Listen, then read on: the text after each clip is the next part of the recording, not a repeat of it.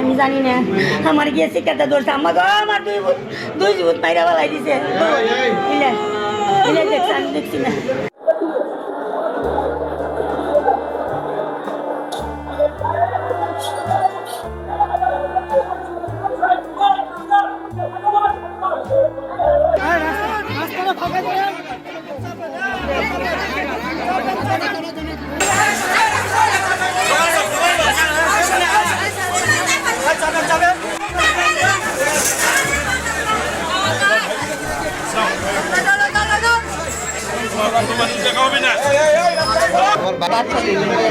উনি প্রবাস ছিলেন তো উনি ওনার ওয়াইফকে অনেক ভালোবাসতেন, একটু জানি অনেক ভালোবাসতেন। ওনার অনেক শখের একটা ছেলে হয়েছে, ছেলের জন্য ওনার অনেক ইচ্ছে ছিল, একটুকু জানতাম। দুইটা মেয়ে একটা ছেলে। আমি কেউ সন্দেহ করি না, আমার কোনো শত্রু নেই। আমি বাইরে থাকছি, আমি এমন না যে দেশে থাকছি দুই চার খারাপ লোকের লোক চলছি, ভালো লোকের লোক চলছি। আমি একমাত্র আমার কাজ, আমি বাইরে দেশের বাইরেও কাজ করছি।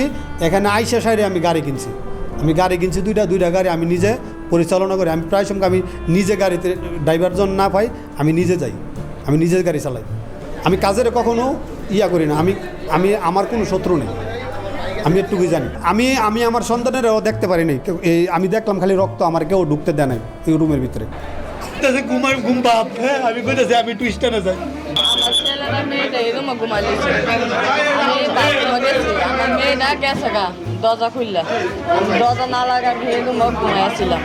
ঘুমাইতে ওইটা দিয়ে দরজা খোলা আমি ঘুমাইছিলাম নামাজ পড়ে ভাত খাইয়া, বাড়ি গিয়ে বলতেছে ভাই ওঠেন, আমার বাচ্চার একটা দিন বাইরে লাগছে। তো দৌড়ে আইসে আইয়া সাইডি অবস্থা, আমার ভাই স্ট্যান্ডে চলে গেছে। বাস্তিটা আমার বাসা খালি ছিল, বাকিটা আল্লাহ তো বড় কি আমি বলতে পারতেছি না। আমার তুই ঢুকবি না, আমার ঢুকতে দেয় না রুমের ভিতরে। আমার মানে কী কম, আমার সন্তানদের খালি আমি দেখলাম রক্ত আর হাতের কবজিটা কাটা, একটু দেখছি। আমি যদি সামনে গিয়ে দেখতে পারতাম তাইলে আমি বুঝতে পারতাম যে কী হয়েছে না হয়েছে। আমি দেখছি এটা কাটা, এই রক্ত আর কিছু দিই, আর কিছু আমার ঢুকতে দেয় নাই। আমি ঢুকলে এসে দেখুন ফোন দিয়ে এটাই চিল্লি মানুষের সাউনে ফোন দিয়ে যে কী কইছে আমি এটাও কইতে পারতাম না। এখন পরে আমি কোনো সমস্যা হয়েছে না, মোবাইলকে ভাঙ্গা হয়েছে কেন আবার ফোন দিতেছি, মানে হেরারে হমানে ফোন দিতেছি, কিন্তু হেরা কেউ ফোন ধরে নেই। আমি সাথে সাথে রিস্ক ওই টাইমে যখন চিল্লাটা উঠছি তখন আমি বসার থেকে আমার দোকানে, আমার বাড়ি আছে এখানে, আমার দোকানে একটা হিন্দু লোক সেলুন আর কি, ওই হের লগে দাদা কথা বলতেছি, হ্যাঁ ভাড়া নিয়ে আর কি।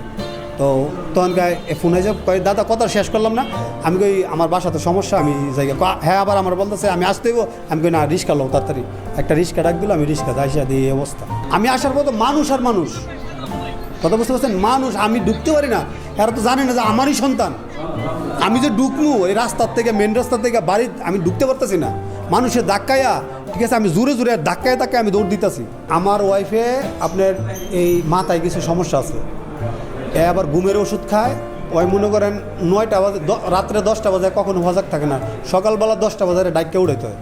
মানে এর ঘুমের মাথায় সমস্যা, মানে ডাক্তার বলছে আর যত ডাক্তার ওই লেবিট দানমন্ডিতে ডাক্তার বলছে ওরা মানে 1-1.5 বছর পরে খালি ঘুমাইতে দেন, ওই যত ঘুমাইতে চায় ঘুমাইতে। আমার ওয়াইফের কীভাবে সন্দেহ করবো? সকালবেলা আমি আমার পোলারে লিয়া আমি নিচে যাবো চা খাইতে, তখন আমার ছেলে কইতেছে আব্বা আমি তোমার লগে কামে যাবো। হ্যাঁ মনে করছে আমি কাজে যাবো, আমি কিন্তু রঙ্গি পরা সবসময় বাড়ির প্যান্ট পরা। হ্যাঁ কইতেছে কয় আব্বু তোমার লগে যাবো। হ্যাঁ রঙ্গি পড়ছে দিকে সন্দেহ করছে, নিচে গিয়ে আমি কোথাও যাবো না, আশেপাশেই থাকবো।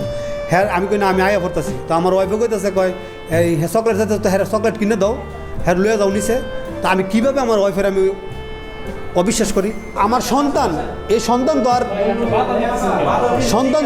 এই মানে এই সন্তান কী করলো? আমার মাইরা সুষ্ঠু বিচার চাই, আর অন্য কিছু না। কারণ যাতে একটা নিরাপদ অপরাধ লোক যাতে কোনো কারণবশত ফাঁসে না যায়।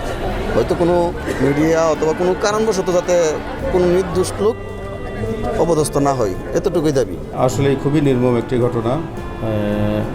6 বছরের মালিহা এবং 3 বছরের আব্দুল্লাহ নামে 2 জন শিশু, তাদের ঘুমের যে ঘরে ঘুমায় সেই ঘরে তাদের বাসার মধ্যে তারা নির্মমভাবে নিহত হয়েছে।